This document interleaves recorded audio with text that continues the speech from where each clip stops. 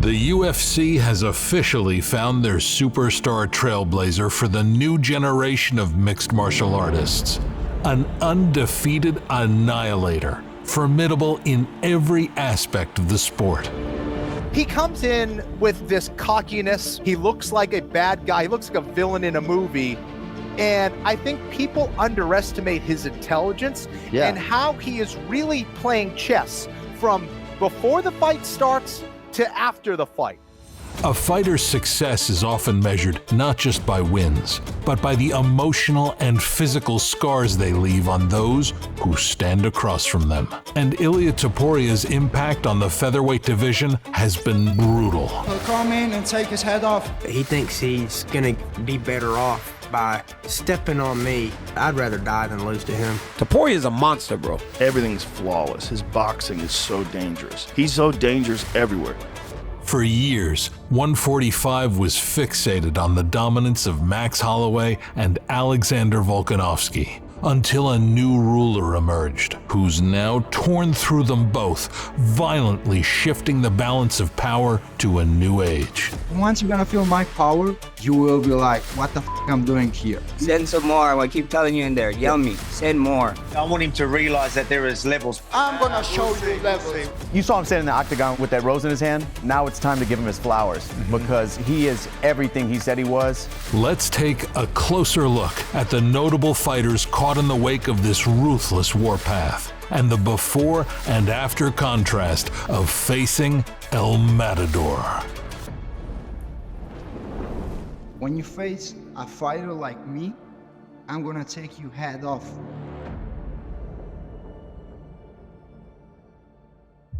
When Ilia Topuria burst into the UFC 4 years ago, he quickly established himself as a brute and complete finisher, proving straight away that he was more than ready for the upper echelon of the division. But the fight that truly put him on the radar for mainstream fans came against Bryce Mitchell, another undefeated, highly touted prospect, determined to make Topuria eat his words and deliver the beating he had coming. This particular matchup, Bryce, against Ilia, he's talking a big game going into this. What have you made about, some of the things that he said going into it? What you think? You're gonna rap on December 10th? I'm not rapping. I'm training all day, every day, my friend. So be careful. I like when he talks crap. It makes me feel a lot better about going in there to hurt him because now I know that he truly deserves it. How good with your grappling, because that is what he came from, grappling. So how do you see this fight playing out, and what is your prediction Saturday? Predict I'm gonna win. I've already proven Ilia wrong. Ilia said I'm a coward. Does a coward show up prepared to die? But I think there's something wicked in him, and I think he wants to take everything from me.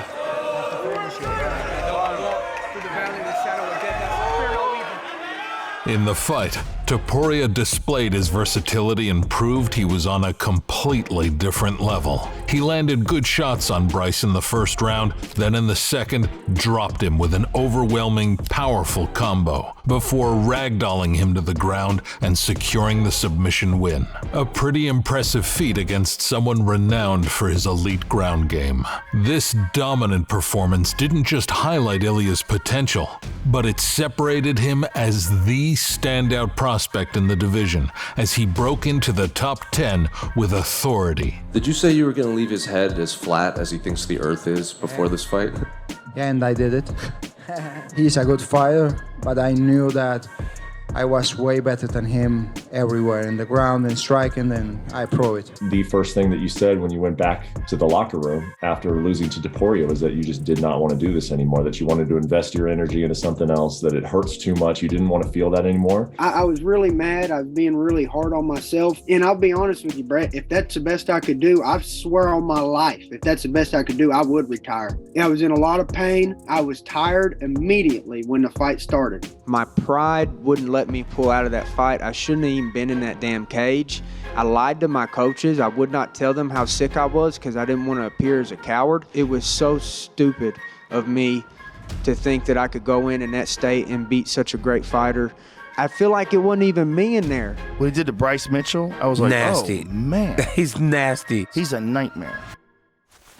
Next up was the battle-tested and most powerful hitter in the division, Josh Emmett, the number 5 ranked contender, coming off a recent shot at the interim title against Yair Rodriguez. And although this one was a little more respectful, Emmett viewed this as an opportunity to derail the hype train and re-establish himself as a threat to the title. Yeah, he's really well-rounded. I knew we would fight eventually. We'd cross paths at some time, but I think it's a great matchup stylistically for me, and it's going to show tomorrow night. He has a lot of hype behind him. He has a big fan base, and I can go in there and kind of take that all from him. I feel I have fought people like him. He's never fought anyone like me.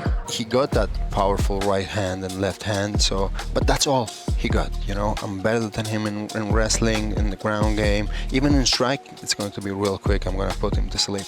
Younger than him, hungrier than him, faster than him, stronger than him, more powerful. I don't know, I got everything. He's tough. That's why he's here. You know, he's in this position for a reason. He's really well-rounded. But you never know. It's like everyone's always the next champion, the next contender, the next big thing. This is going to be a tough test for him. Ilia had yet to prove he could manage himself over 25 minutes, but after the second round, it became clear that Emmett would be the one to test that. Every time Emmett tried to spur some momentum, he was shut down. And despite this being Topuria's first UFC main event, he stayed impressively composed, delivering a boxing masterclass against the featherweight division's most dangerous striker for 5 relentless rounds. I knew he'd come out hard, you know, like he's a good boxer, but I wish him nothing but the best, man, moving forward. He is good. I mean, honestly, Ilia Topuria didn't just win. He dominated in every... Megan, 50-42. I don't think I've ever heard that scorecard in my life. 3-10-8 rounds. That's absurd. I'm okay with him going right into a title fight. I think he is that ready. This was a brutal beatdown, an eye-opening, star-making performance that made Topuria undeniable for a shot at gold.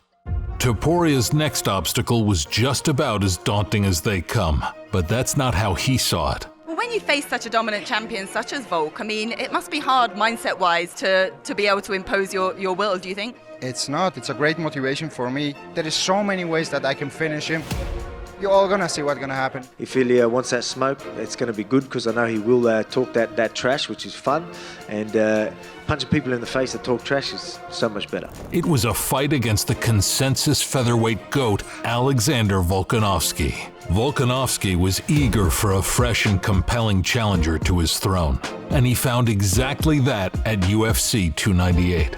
The brash confidence that bordered on cockiness rubbed Volkanovski the wrong way, which fueled his desire to deliver a humbling experience to the young fighter who seemed unaware of what he was going up against. Alex has sort of kind of acted like he's not impressed by you. He will be impressed when I'm gonna punch him the first time inside that cage.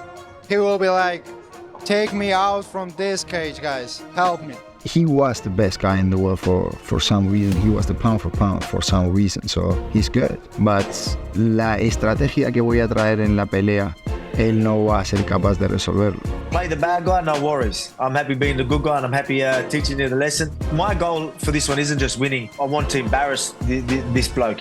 Ilia was already declaring himself as the undisputed champion, and while many found his arrogant attitude off-putting, if you look at the faces of his previous opponents, you'll be reminded of why his confidence was justified. You already know what's gonna happen. You just came ready for the retirement. When it came time to put words to action, Topuria did what he does best. Volkanovski did look solid in the first round and was going for high kicks in an effort to exploit what seemed to be Ilia's only kryptonite. However, Ilia defended well, and his constant pressure, cutting off of the cage, and elite pocket boxing is what ultimately led to the end. All it took was one clean opening for Ilia to deliver that perfect shot, which was just too powerful to take. This is a crazy game we play. You can't win them all. You know, sometimes you're the hammer, sometimes you're the nail. He did a great job of getting me to the cage where we knew we didn't want to be with someone like him. After he backed me up there, he called me. So, he did a great job to find that. If he puts a hand on you like that, you're going to go down. And I think no matter who you are, you let one of those land on your chin while you're caught there, you're probably going down. Don't let him catch you. he caught me. This guy walked the walk, talked the talk, and got it done. It feels like the start of a new era. You've got a superstar on your hands. If you want to come here and take this belt, just make sure that you are good everywhere. 15-0, elite in every facet of the game. The ability to call his shot and back it up every time. And not one, but 2 countries fully behind him. Superstar in the making no more. He had officially stamped himself as one of the biggest stars in the sport. Yet, another all-time great loomed on the horizon, who shortly after the new king's coronation would set the mixed martial arts world on fire with his BMF moment of a lifetime. The featherweight champion was in the building tonight. What do you think he learned about you in this fight? I think he learned that he don't want to fight me even more. Which brings us to UFC 308, where Max Holloway was hungry to further set the sport ablaze and reclaim the division he once ruled. He beat guys he's supposed to beat, and he did what he had to do. Now we're here, you know. He gets to face the Blessed Express come October 26th, and we're about to see what happens. Blessed Express, it's over, my friend. October 26th, the only thing I'm gonna do is to take you lights out and then party with all my people, with all my team. That's what I'm gonna do. The disrespect that he showed you, not only at the face-to-face, but I mean throughout this build-up, I can't remember an opponent of yours doing that. I actually feel bad after fights, like, oh man, I did this to that guy, or punch you in the face. Nah, it's like, I punch you in the face, good job. There is no way I'm not gonna knock him out. I recommend him to use a Hamlet because he's gonna need it. I mean, everybody I ever fought said that they're gonna knock me out, knock me down or whatever, so his mouth might be writing checks that his body can't cash, so. They all say the same. I will be the one who's gonna put him in his place. Then guess what? I put them in their place, you know?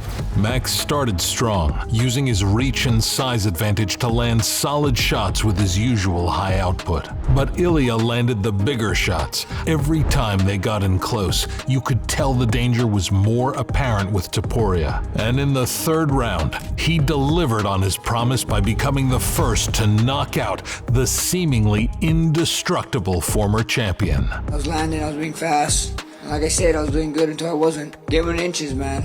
Gave him inches. He landed something that I found myself looking at him up from the ground, so it is what it is. They're not supposed to be that much power at 45. I think it happens at 55. The fraud meter's gone cold. I mean, you just knocked out Max Holloway, becoming the first person to ever do it. You knocked out Alex Volkanovski. Those are the 2 top featherweights of all time. During the week, I was trying to find something that I don't like about Max Holloway, but it was so tough to find something about him like bad. When they close us in that octagon, I have to go all in. Topuria is still undefeated with a Fighter of the Year caliber 2024. He's undeniably one of the biggest stars in the sport and now has a potential blockbuster stadium event on the horizon in Spain. The only question now is, where's the ceiling for this guy? There have been a lot of powerful fighters at 45 and 55 that have not been able to lay claim to a knockout of Max Holloway. And Ilia Topuria, 27 years of age, right? I mean, when is his fighting prime? Like 3 years from now? Yeah,